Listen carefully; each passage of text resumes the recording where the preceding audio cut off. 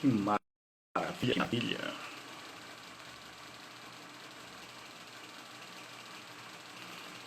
Ok.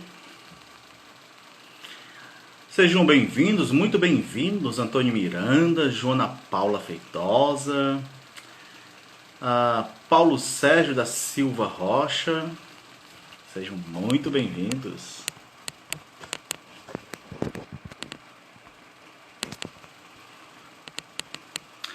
E aí, meu querido Licínio?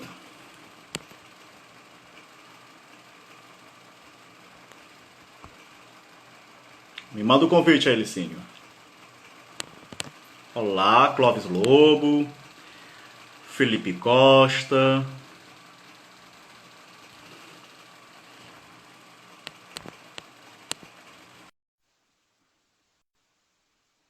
Olha, de Messejana, que bacana.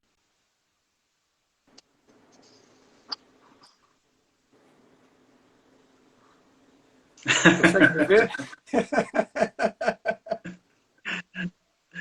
Tudo bom, Licínio? Tudo bom, Emanuel? Boa noite. Que bom.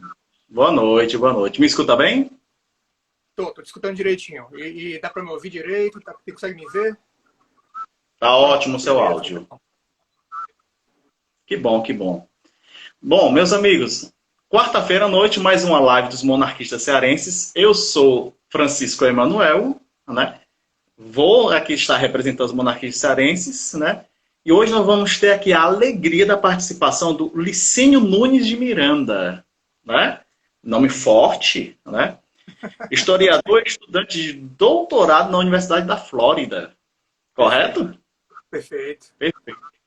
E a você aqui que está nos assistindo, participando dessa live, né? Sejam muito bem-vindos aqui ao canal dos monarquistas cearenses. Você que é curioso pela monarquia, você que é simpatizante dos monarquias, você que é um monarquista, seja muito bem-vindo. Nós vamos hoje fazer essa entrevista com um tema muito interessante e atual, que é a respeito da abolição dos escravos, a moda cearense. Eu posso dizer dessa forma, Licínio? Pode sim. Pode sim. Até nisso o Ceará é peculiar. Eu não estou escutando. Até nisso o Ceará é peculiar. Na nossa abolição. Vai ser interessante. Opa,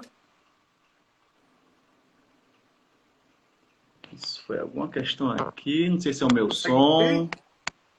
Pronto. Pronto. O pessoal está me ouvindo? Quem está nos assistindo? Só um minuto aqui, Licínio. Me fizeram alguém me fez a gentileza, um amigo nosso em comum, de me ligar agora e deu uma quebra aqui no meu áudio para você. Eu vou pegar o meu Vai fone ser para colocar sobre aqui isso. para escutar. Tá É bom. porque a pessoa sabe que não era para ligar, mas ela ligou na hora. Dá um minutinho aqui.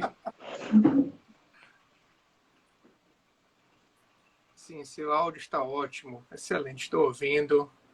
Positivo. Pessoal, primeiro de tudo, já que o Emanuel saiu, vou ter que, de alguma forma, assumir a liderança da live, né? Estou E usurpando aqui. pronto. Deu um golpe de Estado, tomando aqui a live do Pois é, Emanuel. rapaz. É porque o Instagram aqui no celular da pessoa, né?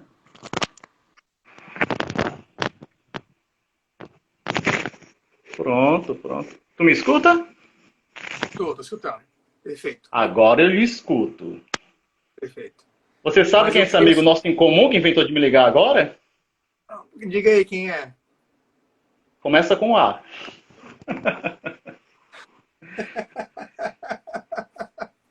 Mas é assim mesmo, viu? O pessoal tem tem isso. Às vezes o pessoal acha que não entraram ainda online e tal, não tá no live, e acaba... Então, aí a pessoa liga para você, aí corta a ligação no meio, aí o que acontece? O Instagram dá aquele corte. Mas vamos continuar, bola para frente. Emanuel, antes da gente É um começar, detalhe eu técnico. queria só agradecer aí pelo seu convite mais uma vez, entendeu? Você na pessoa dos monarquistas cearenses, é um prazer. Fiquei muito feliz, né, pelo convite. Que Agradeço também a bom. participação dos nossos amigos que estão nos assistindo, né? Eu espero que a gente possa ter uma conversa agradável e até esclarecedora. né? Vamos ver Ah, como é. eu garanto que será, cara. Opa, Você diz nós tivemos uma conversa, né, de antecedência, como eu sempre gosto de fazer, né, com nossos entrevistados, né? E exato. você despertou minha curiosidade em alguns pontos. Eu tenho certeza que vai despertar isso também com relação aos nossos amigos aqui que estão nos seguindo aqui. 25 pessoas ao vivo na nossa live. Olha aí. Excelente, excelente. E mais gente entrando. Sejam todos muito bem-vindos. Eu digo mesmo, Vamos ao pessoal. Alicínio. Opa, Vamos lá. Você é um historiador, correto? perfeito. Eu sou formado em Direito pela Universidade pela Universidade de Fortaleza, aqui, Unifor. Era Perfeito. advogado, fiz um salto aí de 180 graus, né, para a história. Na verdade, eu fui fazer o mestrado em estudos latino-americanos na Universidade da Flórida, nos Estados Unidos, né? Passei 2 anos no mestrado, fui aceito no doutorado em História, em grande parte por causa do meu orientador, que é um historiador renomado, Jeffrey Dean Dell, excelente. Ele fez, inclusive, acabou de lançar uma obra agora, no começo do ano, sobre a abolição da escravidão no Brasil, entendeu? Eu espero que seja logo traduzida para o português. E estou na reta final do doutorado, né? Eu espero conseguir terminar, né, em até um ano, talvez, ou menos.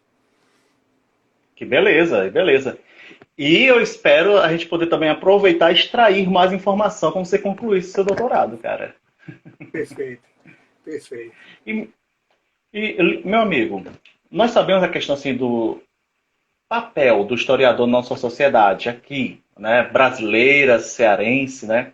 Sabemos o quanto ele é importante, né, no nosso contexto, né? Mas nós estamos ainda precisando crescer muito na descoberta do real valor das nossas histórias e do papel dessa pessoa que exerce, né? Olha, Emanuel, acho que vai muito além do historiador. Eu acho que deveria ser o interesse da sociedade como um todo, sabe? Uhum, Eu acho perfeito. que o interesse pelo passado não é só saber memorizar datas e eventos, não, sabe? Aham, Você tem um certo gosto pela história do seu país, pela história da sua cidade, pela história da sua família, por exemplo, você cria, digamos, um apego por todas essas categorias, sabe? Você aprende a valorizar muito mais. Porque uma pessoa, por exemplo, não sabe nada da história de Fortaleza, quando vai no centro da cidade, certo? E vê aquelas lojas com aquelas marquises, entendeu? Que, na minha opinião, não são bonitas, né? Para não dizer outro termo. As pessoas não conseguem nem imaginar que o centro da cidade era um lugar belíssimo. Até sim, 60 anos, até 70 anos aqui, sabe? Então, quando você conhece melhor a sua história, você valoriza e você tem um claro. desejo de manter aquilo, entendeu? Vivo. Não só para você, mas como para as Uhum, pessoas ao seu redor e para gerações futuras.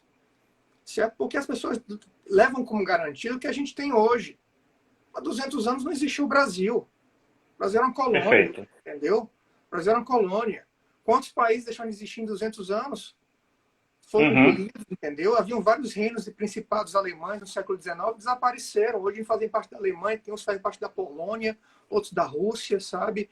Então, nós somos muito, digamos, momentâneos, sabe? Esse é um problema. Eu isso. acho, eu acho que deveria haver um interesse maior da parte das pessoas, sabe? Eu também agora vou fazer uma meia-culpa aí, né? No caso dos historiadores.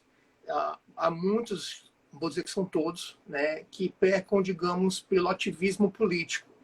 Eu acho que não Uhum, precisa. Eu acho que a história pode se tornar agradável para qualquer pessoa de qualquer matiz política, até mesmo que não tem interesse nenhum em política, certo?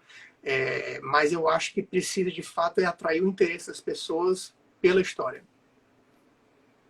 concordo, concordo. É interessante você falando isso, né? Porque quando nós, né, que buscamos interesses, né, com relação à nossa história, ao nosso passado, até a forma do falar da nossa cidade, como você trouxe agora de Fortaleza, é diferente. Você está trazendo a história assim da Belle Époque, né, do centro de Fortaleza, né? Por que, que o centro de Fortaleza tem aquelas curvas da esquina, tudo faz um sentido, né? Ah, Os claro, nomes das nossas ruas, né? E tudo isso pode parecer uma coisa trivial, mas remonta para nós, né?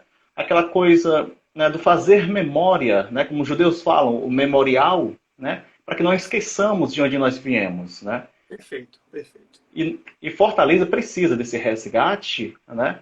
E eu espero poder extrair muitas informações suas aqui. Vamos tentar, né? Vamos tentar. Ah, não se preocupe. Vamos começar com o nosso pontapé inicial, que nós estamos falando a respeito da abolição da escravatura aqui no estado do Ceará, né? Perfeito, Que aconteceu alguns anos antes, a nível estadual, do que a nível nacional, né? perfeito, E vamos começar por uma figura que você conhece. Aliás, quem é o Ceres que não conhece o Dragão do Mar, né? perfeito, Essa perfeito. figura maravilhosa. Nos deu o prazer de comentar a respeito dele. Manuel, se você, eu posso voltar um pouquinho no tempo e até, entendeu, falar de outras Perfeito. coisas além do Dragão do Mar, porque acho que se Nos falar do Dragão enriqueça, do por Mar já de favor. cara, digamos, é muito abrupto, sabe, para quem está nos assistindo.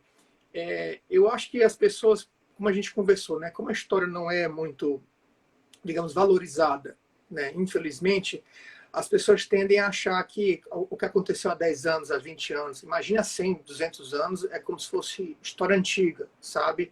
Então, quando as pessoas pensam em escravidão, as pessoas acreditam que não, isso é como se fosse, sabe, é pré-história, faz muito tempo. Mas eu vou lhe dar um exemplo de que não é faz tanto tempo assim, não. A madrinha da minha mãe, certo, era filha de escravos, certo? Uhum. Foi ela que era Pupu, Dona Raimunda Silva, certo? Ela era filha de escravos, tá certo? E foi madrinha da minha mãe. Como ela nunca casou, nunca teve filhos, a minha mãe foi a filha que ela nunca teve.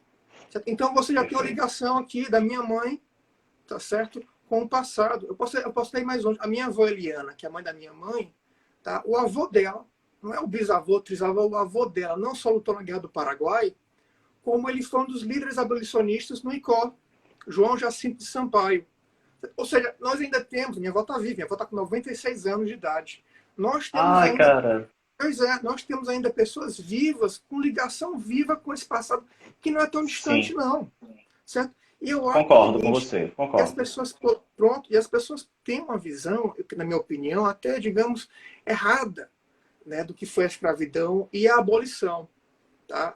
A escravidão, como todos nós sabemos, é um sistema, digamos, de trabalho econômico perverso. Né? Pelo amor de Deus, não vou tentar dizer o contrário aqui, não. Mas era muito mais complexo do que nós imaginamos. Tá? A nossa visão clássica da escravidão, o que seria? Né? Seria o escravo de origem africana, tá certo? Trabalhando nos cafezais ou então, né, na cana-de-açúcar, né, dependendo do local.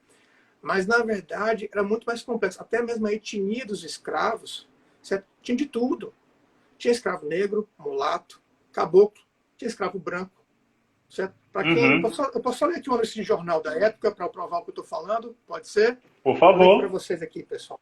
Espera aí, ó. Vou ler aqui, ó. Aqui, ó. No Jornal Cearense de 1876, ou seja, menos de 10 anos antes da abolição da escravidão, aqui no Ceará, certo? Notícia aqui da fuga de um escravo. Olha como é a história.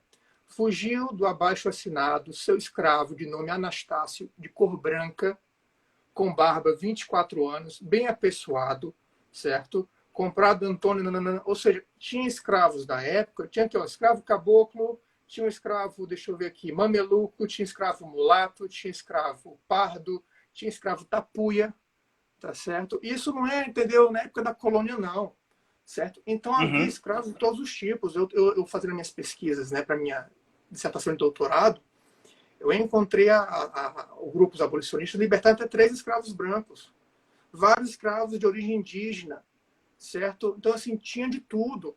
Tinha de tudo.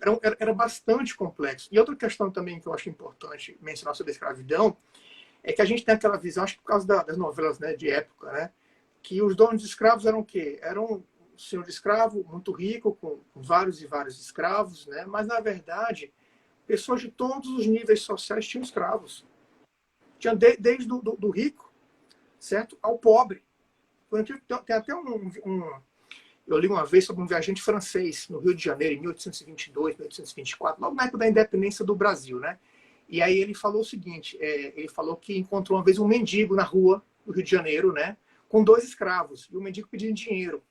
Aí esse viajante francês chegou e perguntou assim, né? Vai, vem cá, por que o senhor não vende os 2 escravos, entendeu? Para melhorar a sua condição de vida.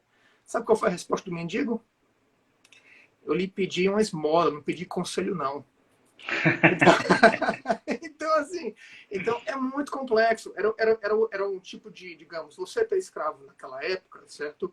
Era para as pessoas, digamos, uma espécie de ascensão social, por Sim. menor que fosse o seu nível social. Então, eu dei toda essa volta para falar do Dragão do Mar, porque o Dragão do Mar é um dos grandes mitos, na minha opinião, da nossa história. Não tenho nenhum interesse aqui, digamos, em ser um iconoclasta, ou seja, em destruir a imagem do Dragão do Mar. Na minha opinião, ele foi um herói, tá certo? Mas a forma como é dita a história dele é que está errada. Tá? Quando eu comecei a fazer minhas pesquisas, né, para quem não sabe quem foi o Dragão do Mar, vou fazer aqui uma breve apresentação. O Dragão do Mar era o Francisco José de Nascimento, certo? Que dizem que era jangadeiro, era um homem negro, certo? E que participou do trancamento do porto de Fortaleza. O que acontecia na época, né? O Ceará estava em decadência, teve uma seca muito brava, né? Em 1877 morreu muita gente, então o estado, que na época era província, estava muito empobrecido, tá? Então lá no sul, no sudeste, estavam comprando os escravos do Ceará, tá certo? E levando para São Paulo, para Rio de Janeiro, entendeu? Para Minas Gerais, certo? E os abolicionistas aqui em Fortaleza, tá? Assim diz a história, tá? Que o Dragão do Mar foi um dos líderes. Eles trancaram, isso era uma espécie de bloqueio do porto de Fortaleza, na época o porto ficava ali, né, no centro da cidade, certo? Impedindo que os escravos saíssem, tá? Olha. Então, isso é o que a gente sabe sobre o Dragão do Mar. Isso é o que é dito e repetido, entendeu? O tempo todo. Nas minhas pesquisas, eu descobri que a realidade é bem diferente disso. Tá? E isso tem uma razão. Não sei se a gente está com tempo ainda, se eu estou falando demais. Você Não se preocupe, me tá? Fique à interrompe. Está falando de vontade. medicina, você está falando demais. Pô. Fica foco, né? Foco. Mas o que eu estava te falando é o seguinte: o Francisco José do Nascimento, que é o Dragão do Mar, qual o problema aqui? Certo? Todos os historiadores se baseiam num único livro, tá certo? Para escrever a respeito do Dragão do Mar, que foi escrito, se não me engano, vou até olhar aqui para não falar besteira para vocês. Espera aí, foi o Edmar Morel, isso, um jornalista, escreveu o livro Dragão do Mar, o Jangadeiro da Abolição, em 1949. Tá? Qual o problema desse livro? Foi o livro que começou, digamos, teve outras pessoas antes, mas foi o livro que, digamos, engessou na mente popular, né, na cultura popular, a ideia de que o Dragão do Mar era um homem negro, era um jangadeiro e tudo mais. Mas a realidade é muito mais complexa. Tá? Inclusive, esse autor, ele usa informações que ele alega ter tido acesso, inclusive um diário do Dragão do Mar, certo? Que ninguém nunca viu. Ninguém nunca teve acesso. Que, na minha opinião, é uma fabricação. Não existiu isso. Então, tanto que as informações que ele apresenta não são corroboradas pela documentação, certo? Que existe. Ele chama o Dragão do Mar de negro. Só que o Dragão do Mar, na verdade, em todos os documentos oficiais que eu encontrei, ele era chamado de pardo. Tá? O que é o pardo aqui, para o pessoal entender? O pardo é uma categoria muito abrangente. Inclui desde o mulato, que é o descendente do branco com o negro, certo? Do cafuso, que é o descendente do negro com o índio, né? Do caboclo, que é o descendente do branco com o índio. Perfeito? Então, na época, chamavam ele de pardo. E, inclusive, tinha um jornal que é o Gazeta de Notícias, se eu não me engano, do Rio de Janeiro, tá? Do José do Patrocínio. Me corrijam aí quem estiver nos assistindo, eu estiver falando besteira. Que dizia que ele era acaboclado. Ou seja, o Dragão do Mar, na verdade, é descendente branco índio. Perfeito? Mas não só isso, a questão principal, ele não era jangadeiro. O Dragão do Mar era um homem rico. Olha. Certo? Ele era um homem rico, entendeu? Ele era proprietário, ele morava num sobrado. Isso eu sei porque eu estou aqui há 6 meses restaurando aqui um livro, que é um censo, né, da cidade de Fortaleza, que mostra todas as pessoas que moraram na cidade. E tem as opções, tem casa, sobrado, casaram, tem tudo, tem todos os tipos de informações sobre o domicílio da pessoa. Ele morava no sobrado, com vários agregados, certo? Só para ter uma ideia aqui, para não falar besteira, certo? A renda anual do Dragão do Mar, em 1883, um ano antes de acabar a escravidão no Ceará, era de R$ 1 milhão. Para você poder votar no Brasil naquela época, você tinha a renda mínima, que era de 200 mil. Ou seja, ele tinha 5 vezes a renda mínima da época, certo? Então, o que eu consegui entender até o presente momento, né? Que o Dragão do Mar, na verdade, foi um self-made man. Ele realmente deve ter vindo, certo, de condições sociais mais baixas. Eu não tenho dúvida disso, porque esse Edmar Morel, que é o jornalista que eu lhe falei, ele alega que o Dragão do Mar era filho de um certo, como é que é o nome dele? Era a Manuel do Nascimento, né? Só que na minha pesquisa eu descobri que, na verdade, ele era filho de um João da Silveira, era filho ilegítimo. Tá? Então, o que é a minha impressão? O Dragão do Mar, muito provavelmente, realmente teve uma vida humilde, trabalhou arduamente, certo? Conseguiu juntar um patrimônio, mas já na época da abolição da escravidão, ele não era um mísero jangadeiro, por assim dizer. Longe de querer aqui denegrir, né, a figura dos jangadeiros, não é isso. Tá? Mas ele não era a pessoa como a gente imagina que ele fosse, tanto que ele era major da Guarda Nacional. Compreendo, compreendo. Logo abaixo do coronel. Um Uhum. pouco o Dragão do Mar não era um coronel. Mas isso foi depois, obviamente. Né? Ele começou como alferes, depois passou, acho que, para capitão, posso estar enganado, chegou a major. Né? Então, eu descobri nas minhas pesquisas que a figura do Dragão do Mar, que é dita e repetida nos jornais, inclusive todos os anos, não bate com o fato, né? Que é corroborado, para quem adora falar hoje em dia, pela ciência, né? Ciência da história, nesse caso. Tá? E o que eu tenho visto, Emanuel, na minha opinião, é que justamente esse desinteresse de fazer a pesquisa séria, pesquisa, entendeu, profissional, né, acaba permitindo que esse tipo de erro, como eu lhe falei, uma visão completamente deturpada da realidade, Com seja repetida certeza. por 60, 70 anos e ninguém entendeu, ninguém enfrentou isso. E o desinteresse é tão grande que eu vou lhe fazer uma pergunta. Pergunte para qualquer pessoa que está nos assistindo aqui, ou então, inclusive nas ruas, onde é que ele está enterrado? Ninguém sabe. Ninguém nem sabe, né, que o Dragão do Mar, que é um dos maiores heróis, certo, do Ceará, está Que há um enterrado. museu aqui, né, chamado Museu Dragão do Mar, Ninguém nem mas que leva sabe. sua referência. Eu fazendo minhas pesquisas, eu descobri que ele foi enterrado no cemitério São João Batista. Tá Olha, certo? Aí eu fui lá, fui perguntar na administração, onde é que vocês conseguem encontrar aqui, tem algum tipo de registro e tal, informando os locais exatos que está enterrado? Não tem. Ou como é que ele nossa. morreu em 1914, se eu não me engano? Certo?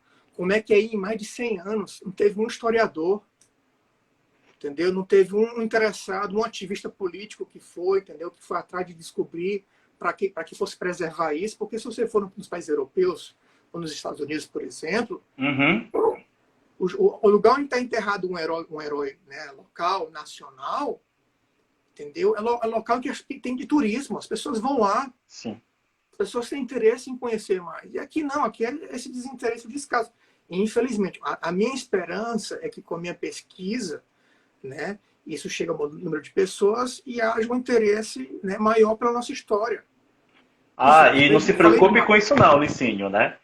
Esse seu trabalho aqui, junto com essa parceria aqui dos monarquistas cearenses, na propagação disso, nós vamos atingir muitas pessoas, tenha certeza.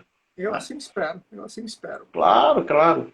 Olha, é interessante, nós começamos falando a respeito dessa questão do papel do historiador, aí você veio trazendo toda essa sua pesquisa, né? Isso é muito fundamental, porque nós estamos vendo que para um personagem local nosso, que é conhecido também a nível nacional, ele foi romantizado, né? Mas ficou longe realmente daquela questão do ideal da pessoa própria dele, essa pessoa real, humana que ele é. Né? Uhum. Gente, olha, só fazendo um adendo aqui, sejam muito bem-vindos, professor Rafael Nogueira, né, que está aqui na nossa live, né?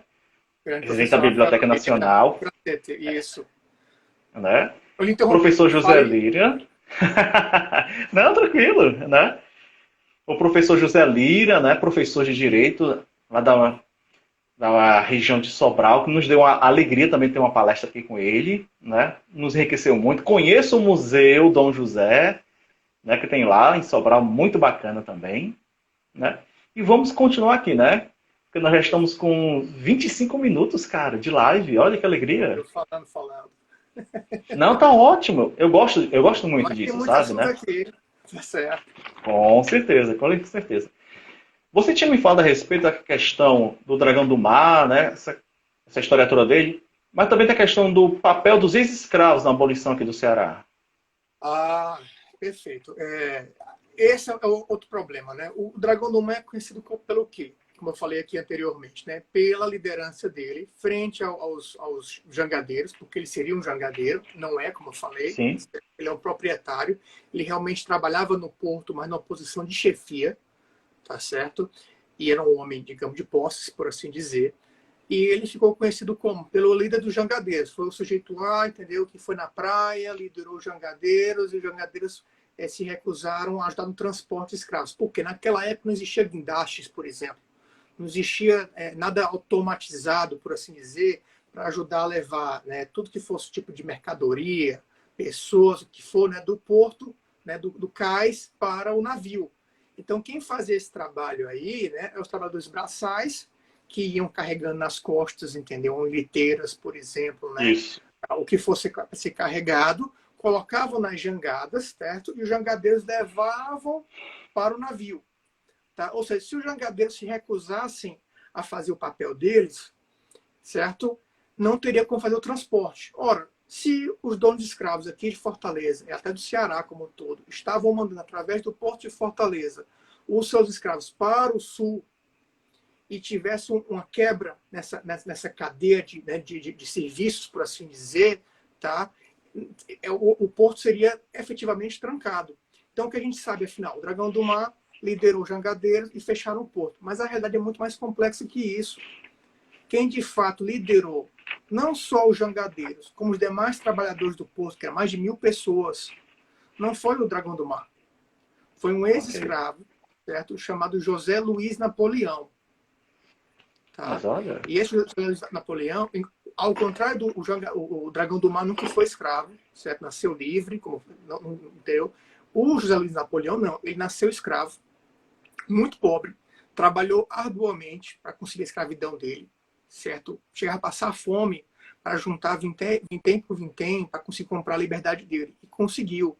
E começou a carreira dele carregando peso no porto. Tá certo?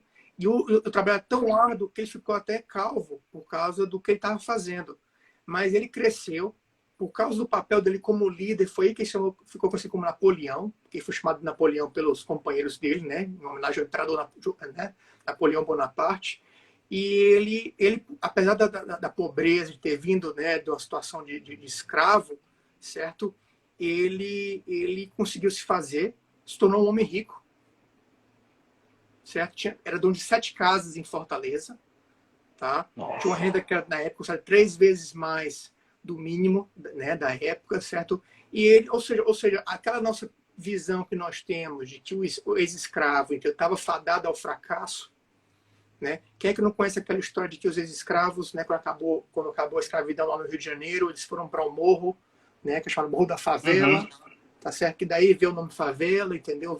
Ou seja, os antepassados favelados, por assim dizer. Não estou usando aqui o termo como pejorativo, não, tá? Só estou fazendo aqui um contexto histórico para vocês.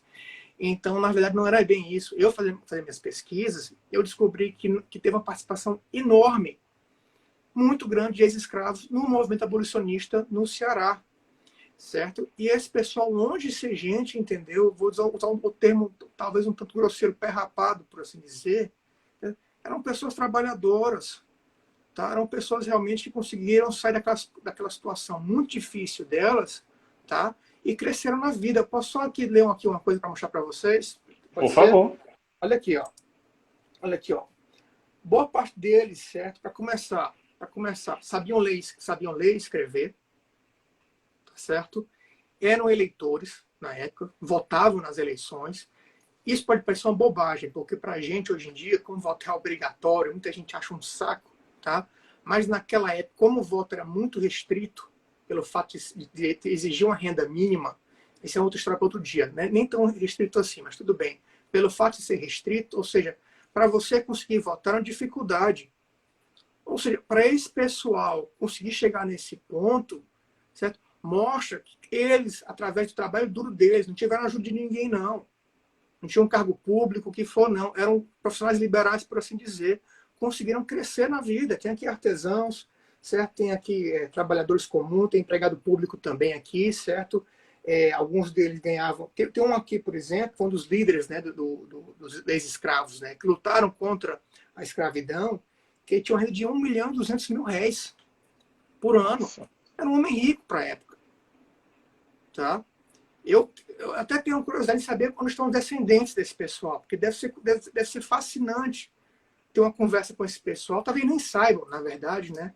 É. dos antepassados, na minha opinião, ilustres deles. São heróis, esse pessoal, mas são heróis esquecidos. São pessoas que fizeram por onde, entendeu? Mas foram completamente esquecidos. Porque aquele é o nosso, de certa forma, é o mal do brasileiro, né? De sempre, Sim, digamos, concordo. singularizar os eventos. Queria a única pessoa, Machado Deodoro da Fonseca, Dom Pedro I, não estou querendo aqui entrar numa disputa histórica, não. Mas são muitas mais pessoas envolvidas nisso. Tá? Então, até nas minhas pesquisas aqui, eu descobri que esse pessoal, certo? Longe de ser pessoas pobres, certo? Desamparados, eles foram atrás não só de conseguir a liberdade deles, certo? Por si só, tá? Como lutaram para que outras pessoas conseguissem a sua liberdade. É o caso, voltando aqui para a sua pergunta, José Luiz Napoleão, que foi o grande líder dos ex-escravos, que na época se chamava Libertos, né? Ele fundou o Clube dos Libertos, tá? Que era uma organização, uma sociedade, certo? Das pessoas que eram, ou seja, longe de ser motivo de vergonha de ser ex-escravo. Ele batiu no peito para dizer aqui, ó, nós conseguimos a nossa liberdade, nós lutamos por isso, e nós temos associação para defender os nossos interesses. Certo? Então, o que o pessoal fez? O José Luiz Napoleão, certo? Foi ele que, na realidade, liderou os jangadeiros, liderou os trabalhadores do porto para fechar, certo? O porto. Aí você me pergunta, peraí, o Dragão do Mar entrou onde nessa história? Acontece o seguinte, que houve 4 trancamentos do porto. Teve os 3 primeiros, certo? Que aconteceram. Deixa eu ver aqui para não falar bobagem para vocês. Deixa eu ver aqui. Foi no dia 27, 30 e 31 de janeiro de 1881. Certo? Nesses 3 dias foram os mais importantes. Foi quando o José Luiz Napoleão participou. Foi onde ele fez a liderança dele. Certo? Somente depois, em 3 de agosto de 1881, que o Dragão do Mar entrou na luta. Ok. Eu sei disso porque eu fui procurar, entendeu? Testemunhos de contemporâneos. João Cordeiro, certo? O Isaac Amaral, tá certo? Tem também o Rodolfo Teófilo. Estou falando que os nomes aqui, talvez vocês reconheçam o nome de ruas, né? Quem está nos assistindo. Perfeito. Tá certo? Então, assim, eu acho que é necessário trazer de volta o papel desse pessoal, ainda mais porque eles lutavam não só pela liberdade deles, certo, Emanuel? Eles lutavam também por uma chance de transformar a vida dos ex-escravos, educar essa gente, permitir que essa gente tivesse uma vida digna, tá certo? Sabe o que aconteceu?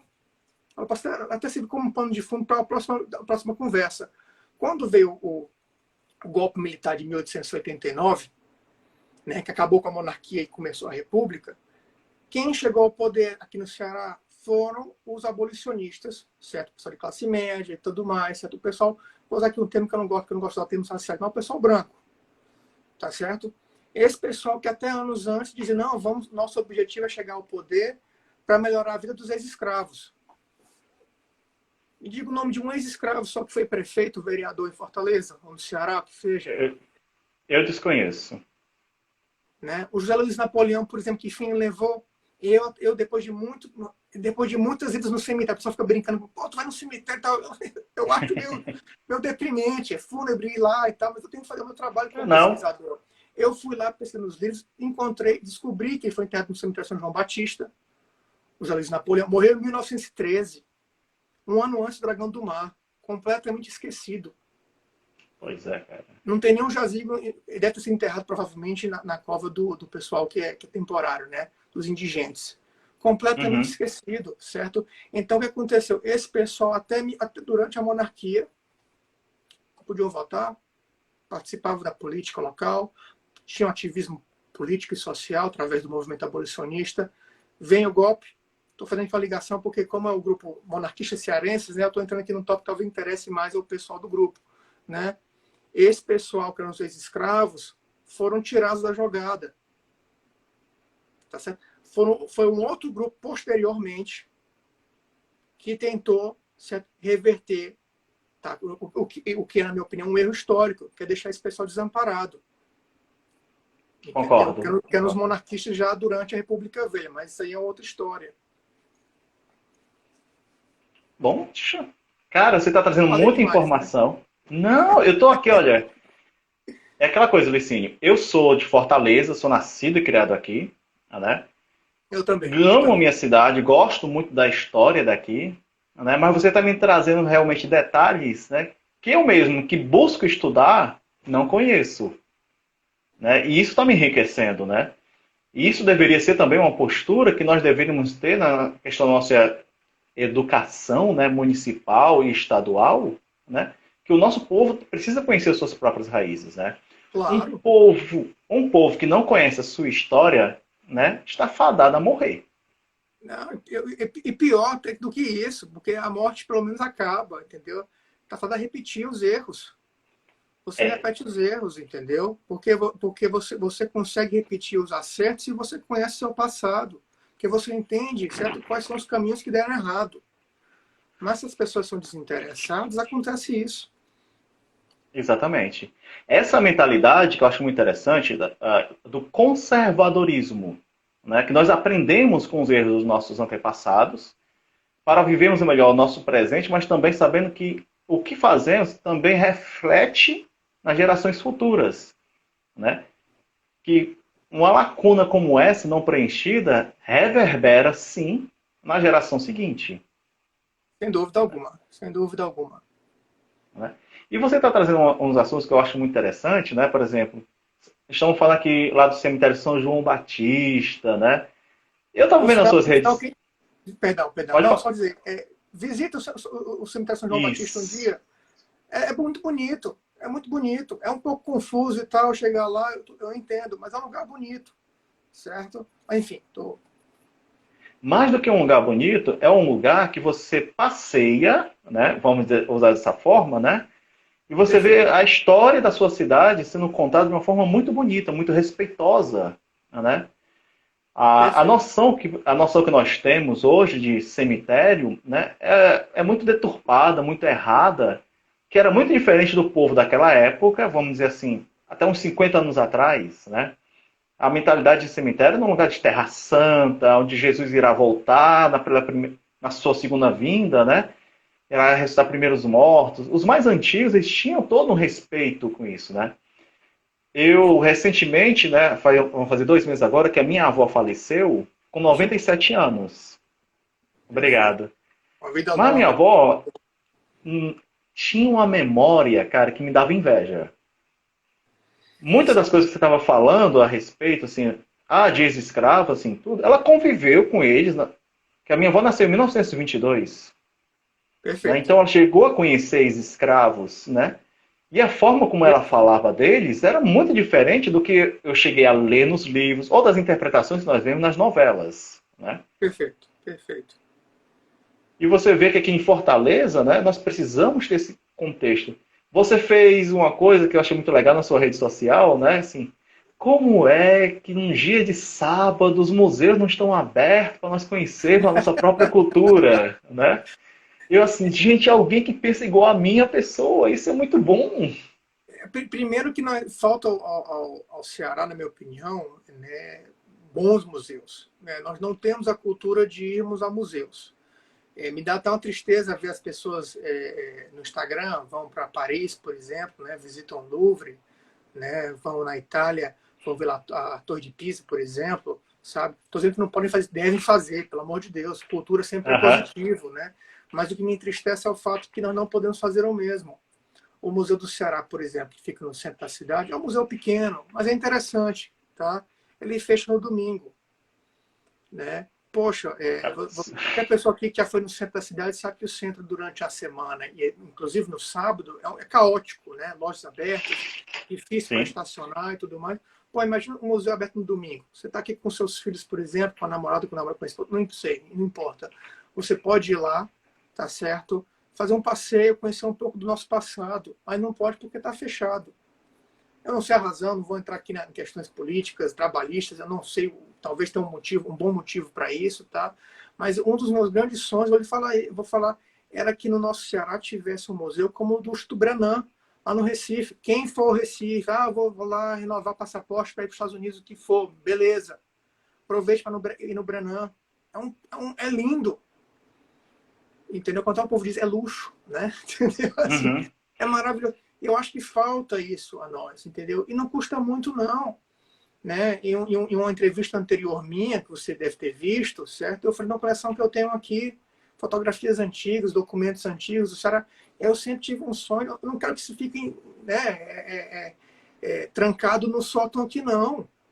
O meu sonho, certo, digamos, no mundo perfeito, por assim dizer, que estivesse visível, disponível para as pessoas em geral. Mas não existe um local seguro, certo, com recursos, por assim dizer, que eu possa fazer isso, o que é uma pena. Mas, enfim. Claro. Mas é uma questão que está me chamando a atenção, né? Que eu vou logo jogando aqui para nós, os monarquistas cearenses, né? Nós, como tivemos uma oportunidade, nós iremos fazer vídeos nesses locais históricos daqui de Fortaleza para enriquecer cada vez mais o nosso povo e deixar disponível essas informações dos locais que nós iremos visitar. Faremos esse nosso papel como patriotas, como monarquistas, né? Porque, afinal de contas, né, nós queremos que mais pessoas amem, né, a nossa cidade, né? Eu estava lembrando aqui, uma frase de Santo Agostinho que eu sempre gosto de dizer, né? Ninguém ama aquilo que não conhece. Né? Pura verdade.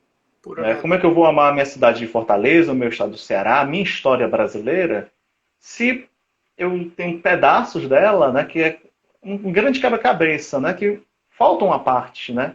E você olha para ele e diz assim, cadê? Né? Você sente a falta. Sem dúvida Olha alguma. aí o Ícaro falando. O Eu Ícaro acho, aí eu lembrar acho aqui dos passeios monarquistas que nós fazemos aqui. Olha, se você estiver aqui em Fortaleza, sinta-se convidado a fazer um passeio monarquista conosco, Licínio. perfeito. Só tem um problema, né? A gente não pode sair. Mas Isso é pós-pandemia, como tudo resolver. pós-pandemia, pois é. Mas eu acho, eu concordo com você no sentido de que isso vai além até de monarquismo. Eu acho que qualquer pessoa, entendeu, poderia apreciar isso, né? O Ceará pode, deve ser muito mais do que praia. Estou falando que não vai ter praia, não. Tem, certo? Eu só acho que o nosso turismo poderia ser muito mais abrangente, tá certo? Perfeito. Poderia ser muito mais, digamos, recheado de coisas diferentes, tá certo? Você tem como aprender coisas aqui do Ceará, coisas importantes, certo? Que ligam à história do Brasil, por exemplo, sabe? Mas Nós vamos chegar lá. Nós vamos chegar lá, sabe, né? Eu acredito muito numa frase de Madre Teresa de Calcutá, né, que uma vez um repórter perguntou para ela, Madre Teresa, a senhora quer evangelizar a Índia inteira? E ela, sim, eu quero. Né? Mas é muita gente. Aí Madre Teresa disse, não, mas eu começo comigo, depois por você, depois outra pessoa. Se eu for pensar no todo, eu não faço nada, mas eu tenho que começar a partir de mim e daquele que está mais próximo. perfeito, é um trabalho de formiguinha, mas funciona, é eficaz. Uma hora, entendeu? Produz bons resultados, não tenho dúvida disso, não. Eu também. E vamos falando assim a respeito da história aqui de Fortaleza, né? Eu quero tocar nesse assunto que eu falei contigo, que eu acho super interessante, né? Ah, Que é a nossa querida homenagem a Dom Pedro II, lá na praça que tem de frente à nossa catedral de estilo neogótico, aqui em Fortaleza. Né? na verdade, a catedral não é daquele jeito, não. Essa catedral que temos atualmente é posterior, né? É de 1938, eu acho. Demorou aí uns 30 anos ou mais para terminar, né? E ainda está em fase de conclusão ainda, não terminou ainda não. Exato, pois é. Em relação ao monumento de Pedro II, eu posso, mais uma vez, eu posso voltar no tempo um pouquinho para apresentar um Por contexto favor, pro por favor. pessoal. Eu acho que quem está nos assistindo deve lembrar que eu falei a respeito de que os ex-escravos ficaram desamparados quando veio a República, certo? Não estou entrando aqui na questão política. Para quem está nos assistindo, talvez não seja monarquista, seja só um curioso, interessado, veio aqui porque viu, entendeu, talvez porque alguém falou. A questão é que quando veio, né, a República em 1889, tá certo? Aconteceu o quê? Veio a República dos Coronéis. Na prática, o que Isso. aconteceu, né? O governo federal que surgiu, né, deu digamos, aos municípios, certo, poderes amplos que, na verdade, em vez de ser um federalismo honesto, sincero, na verdade, se transformaram em oligarquias locais. Cada comarca que era uma cidade, um município, entendeu? Com a região do interior ao redor, era dominada por um coronel. Perfeito? Certo? E esse coronel mantinha o poder dele ali, certo? De forma, digamos, até violenta, porque ele fraudava as eleições, quem podia votar, né, que é um número reduzido, né, ele fraudava as eleições.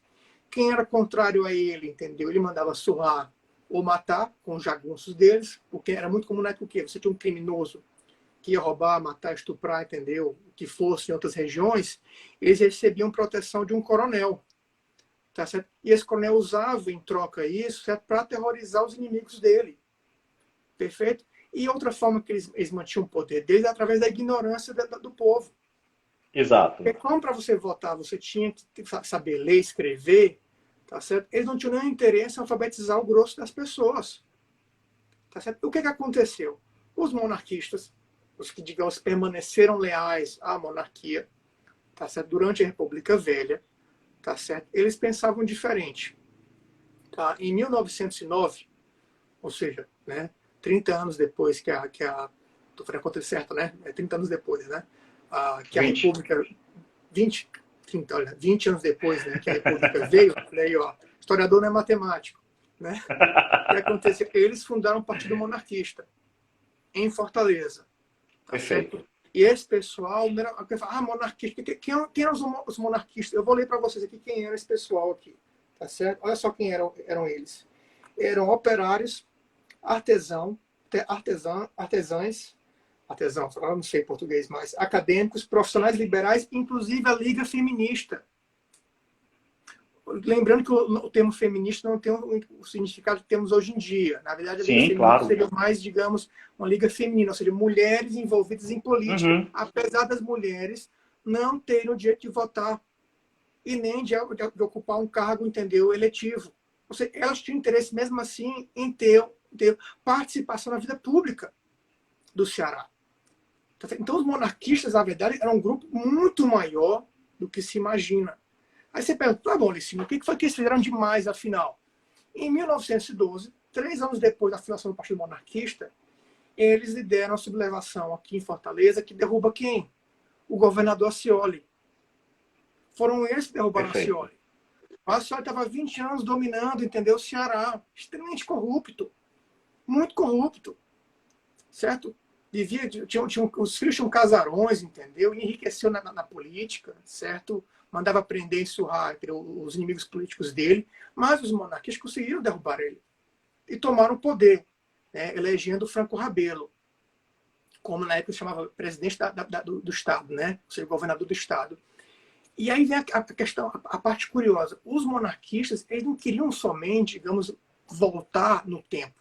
Eles não queriam pegar o relógio, entendeu, e voltar o ponteiro até 1839. Eles tinham objetivos e foram atrás de resolver isso. E entre esses 3 objetivos, lembra que eu falei para vocês da questão, como é que o coronel, né, mantinha o poder nas comarcas, né? Então, o que eles tentaram fazer? Eles tentaram derrubar cada um desses 3 pilares de sustentação do coronelismo no Ceará. Eu vou citar aqui porque eu anotei isso, eu acho importante. Primeiro de tudo, eles queriam expandir a educação no Ceará. Mais escolas. Para permitir que mais pessoas pudessem votar. Tá certo? Segundo, eles queriam acabar com as fraudes eleitorais. Perfeito? Chegaram a criar uma comissão, tá certo? Para organizar estudos, para acabar com as fraudes eleitorais. Terceiro, eles queriam combater o banditismo no Ceará. Eles queriam combater a criminalidade no Ceará. Se eles tivessem conseguido realizar esses 3 objetivos, tá, eles teriam derrubado o coronelismo e o Ceará teria entrado na era moderna, me desculpe falar isso, muito antes. Uhum. Normalmente, historicamente, se considera a eleição do Tasso Gereissati, não estou fazendo política, né, como, digamos, o momento em que o Ceará se tornou mais moderno, né, tá certo? Mas o Ceará poderia ter conseguido isso muito antes. Tá? E entre os objetivos dele, obviamente, voltando à sua pergunta original, me desculpe, Emanuel, dar aqui a volta, mas eu tenho que mostrar o contexto para as pessoas entenderem que não são pessoas tranquilo, fique à vontade. venerando, entendeu, o imperador, o que for, não. Porque eles tinham um objetivo claro para melhorar, inclusive, a sociedade cearense. E isso é digno de ser lembrado. Tá? Então, entre esses fatores, eles tentaram criar um monumento a Dom Pedro II, porque é importante para um povo ter bons heróis. Claro. Você não quer ter herói, entendeu? Um militar golpista. Você não quer ter um herói, entendeu? Um assassino. Você não quer ter herói, um corrupto, um ditador como Getúlio Vargas, por exemplo. Você quer ter uma pessoa digna. Nesse caso, na minha opinião, nada melhor do que o Pedro II. Você não precisa nem ser monarquista para admirar a figura de Dom Pedro II. Quem quer saber mais sobre o imperador, leia a biografia dele, escrita pelo José Murilo de Carvalho, né? Ser ou Não Ser, né? Dom Pedro II, alguma coisa assim. Livro excelente. Então, o que aconteceu? Eles foram criar um monumento. Mas aí vem a parte interessante, eles não usaram dinheiro público. Não saiu um real, né? Um conto de réis, sequer, dos cofres públicos. Todo o dinheiro criado para levantar aquele monumento que está hoje em frente à catedral, certo? Foi graças, certo, a contribuições particulares de todo o Ceará.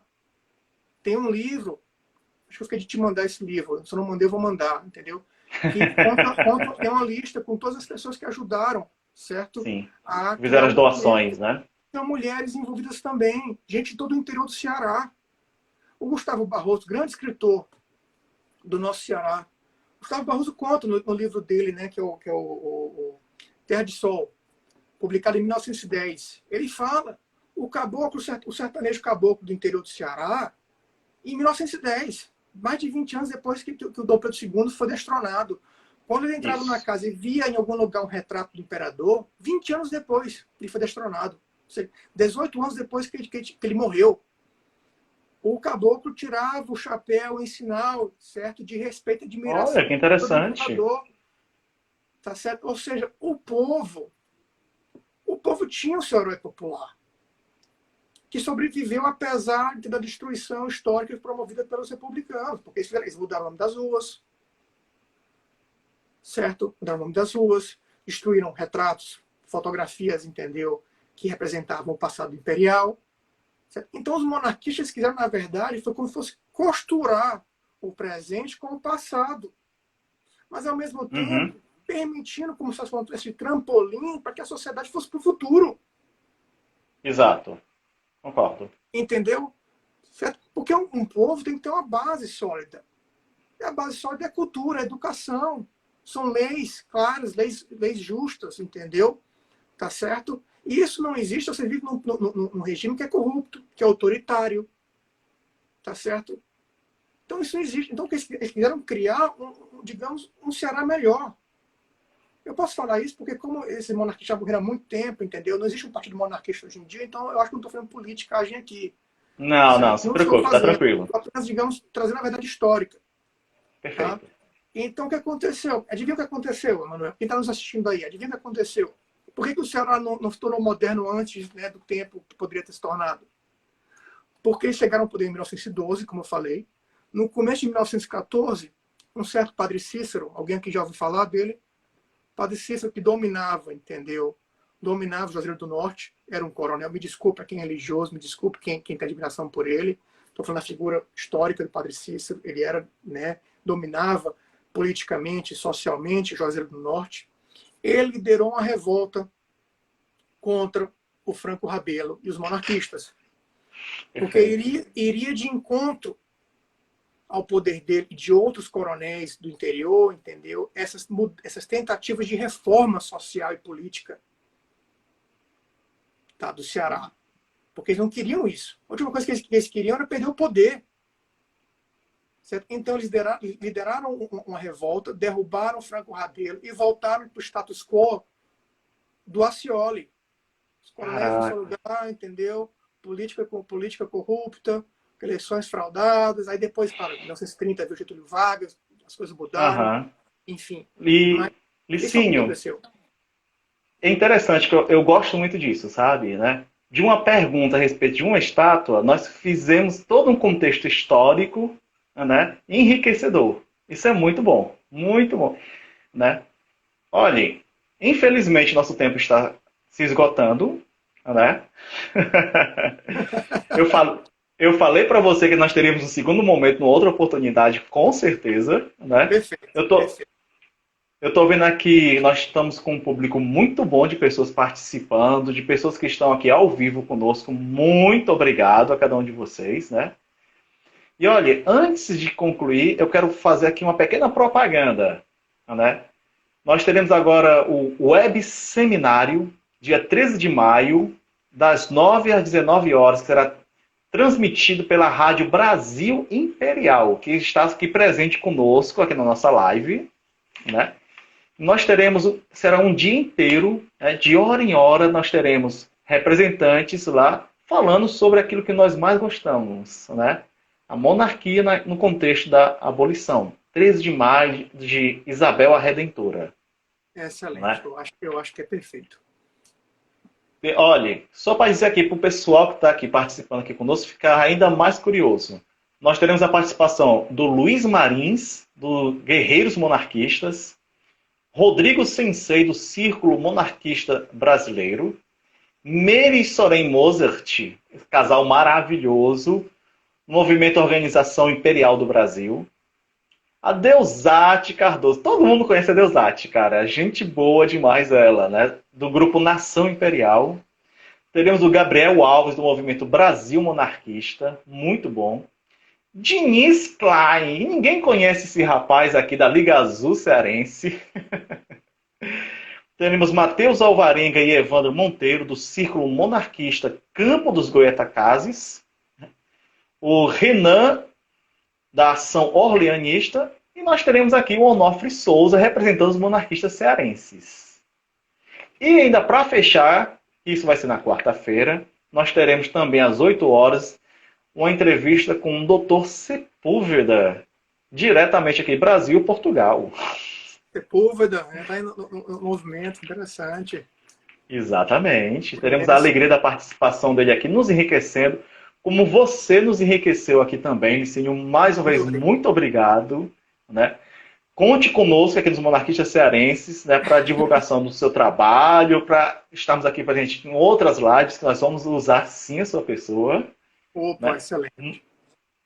Né? Manuel, só queria Conte agradecer conosco.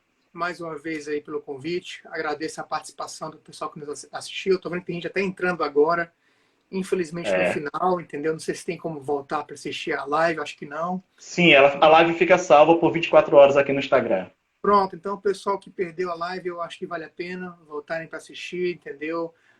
Conhecer um pouco mais do passado do nosso Ceará. Mais uma vez, não precisa ser monarquista para se interessar por isso, não. Qualquer pessoa pode voltar para assistir. Agradeço mais uma vez ao Emanuel, né, representando os monarquistas cearenses, fez um excelente trabalho. Me senti muito acolhido, me senti bem-vindo aqui, certo? E eu espero ter uma outra oportunidade até, né? Nós vamos ter outras lives. Se duvidar, nós ainda vamos com você fazer um passeio ali pelo cemitério São João Batista, que é muito legal, cara, lá. Perfeito. Nós vamos explorar. Tá bom, Meus amigos, olha, muito obrigado pela participação de cada um de vocês nessa live. Toda quarta-feira, às 8 horas, nós teremos um convidado mais do que especial para nos enriquecermos, não somente na questão da história, né, como hoje nós tivemos com o Licínio, mas também para a questão da restauração do governo administrativo, da monarquia parlamentarista, que é o nosso objetivo, né? Mas com os dois pés no chão e o coração na história. Excelente. Até mais. Bom, até mais. Salve Dom Luiz. Ave Império do Brasil. Boa noite. Um abraço a todos. Tchau. Valeu, gente. Boa noite. Tchau, tchau.